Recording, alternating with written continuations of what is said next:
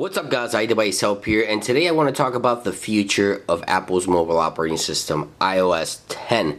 Now the first thing I want to talk about is the name itself. So what do you think Apple is going to call it? iOS 10 or iOS X? Leave your comments down below on what do you think Apple's going to call their next mobile operating system, by the way, which is rumored to be introduced at WWDC on June 13th. We may see the first beta for iOS 10 or iOS X. But with that being said, let's go ahead and talk about some of the most rumored and anticipated features for the new operating system iOS 10. Some of the features that you guys want to see and some of the ones I believe will be present on the first beta for iOS 10.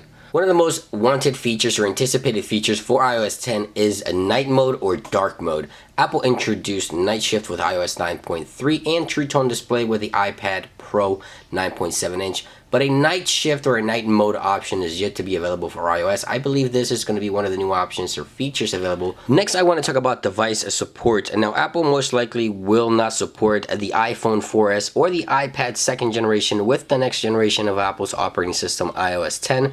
We can rest assured anyone with an iPhone 5 on up and an iPad 3 on up will get support for iOS 10.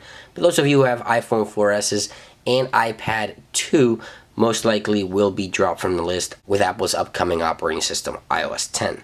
Now, one of the features available for iOS is Control Center, but it's been one of the most neglected features for iOS, and you can rest assured that with iOS 10, this one's going to be a big deal. We're going to be able to customize the Control Center to a different level, add buttons to left and right of the screen, also move some of the elements. So I think Control Center is going to be one of those big changes coming with iOS 10, the ability to customize it completely and also giving it a fresh and new look as well. New emojis are also expected for the next generation of Apple's operating system. Things like bacon, palm to the face. A few of these new emojis are set to be announced with iOS 10, and of course I will be bringing those to you. The minute iOS 10 is released, I'll be showing you guys what are the new emojis, if they're available or not with the new operating system, and what they are. Another feature anticipated for iOS 10 is guest mode. Now, we've had guest mode on computers for years. It gives you the ability to log in as the administrator of the account or the computer, or as a guest, so you don't have access to everything on the device.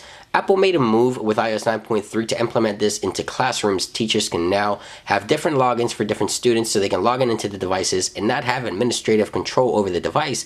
This is a must, and Apple may bring this to iPad, may not bring it for iPhone, but I think it's essential. It's just a no-brainer to have different logins in case you want to share your device at a certain point in time. It just gives you extra peace of mind. Also believe Apple will be expanding on 3D Touch supported devices, giving 3D Touch more use. We may see Control Center getting 3D Touch support within the toggles and with certain elements of the Control Center itself. Now, some of the minor features that may not make it to iOS 10 is the ability to customize your lock screen. Another feature I anticipate Apple bringing to iOS 10 is a new multitasker app switcher. So if I'm a right-handed person, I may want the main card on the right, but if I'm left-handed, I may want that on the left. So being able to switch that back and forth and being able to eliminate all applications running in the background with one single tap instead of swiping through all the tabs just like that is essential with iOS. So hopefully Apple brings this to iOS as well. Alright guys, and that about brings it into this video on some of the rumored features and most anticipated and wanted features for iOS 10. If you enjoyed the video, like always, don't forget to click that like button.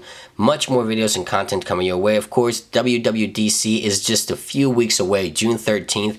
That is when we're expecting the first iOS 10 beta. So make sure you stay tuned for all the coverage for iOS 10 and leave a comment down below if there's any features I missed that you'd like to see with the next mobile operating system coming from Apple iOS 10. It's been iDevice Help. I hope you guys enjoy the video, and I will catch you guys on the next one. Peace.